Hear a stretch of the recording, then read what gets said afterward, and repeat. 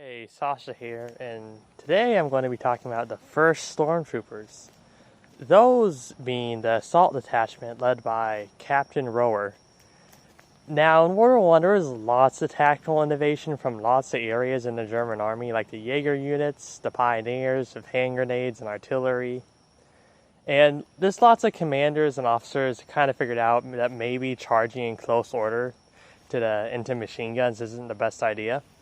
So in 1915, even though in 1914 some were figuring it out, but the German army and command wanted to get it a little bit more institutionalized and a little bit more scientific testing.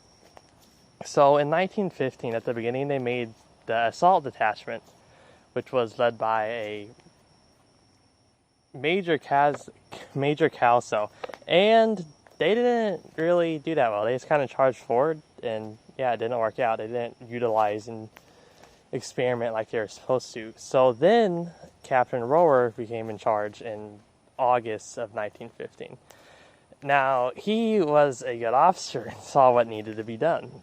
So he brought in lots and lots of fire support, and he tried to get it as low down as possible in terms of the command chain, so it's more immediately accessible, and you can easily switch fire missions and direct fire support. So he had lots of organic fire support, which is what you have nowadays, but back then it wasn't. A lot of infantry didn't have that. They maybe had like some heavy artillery pretty much in the back, just shooting in the general area. But Captain Rower, he added light infantry guns, trench mortars, flamethrowers, got more automatic weapons, and tactically, which was really important, he focused on the ability of the squad to conduct tactics by itself, whereas before, like, the lowest block of, like, that you would use to command, like, individual, a group of forces will be a platoon. But now it was a squad, which is much more flexible and much more suited for breaking through an enemy and infiltrating and all that.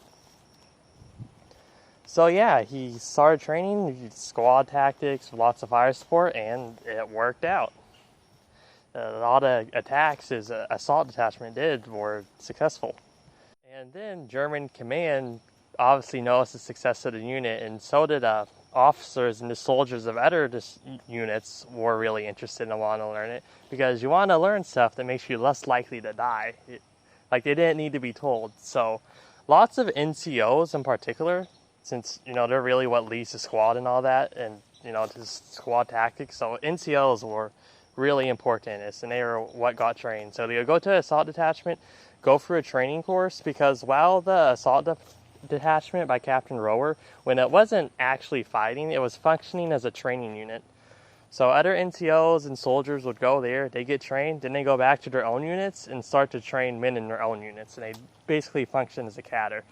And in times of attacking, they'd help to attack. They do a great job of leading. And yeah, so it kept on. Eventually, like, each army had its own assault detachment, and there were just lots of Stormtrooper battalions. And finally, by the time Ludendorff came around, sometime, I forget when he actually did it, but by I think it was late 1917, maybe in early 1918, he basically formed entire Stormtrooper divisions, or attack divisions, I should say, that had all the tactics, but unlike the earlier ones, they weren't nearly as well trained, and they're just kind of inferior soldier quality. But yeah, that was just a quick little insight into the first Stormtroopers.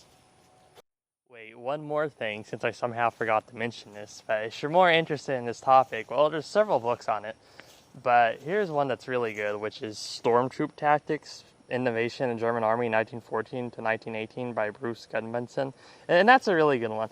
And I have some other tactical books on the shelf too for the German Army, and I'm sure I'll bring them up at some point on my channel. So.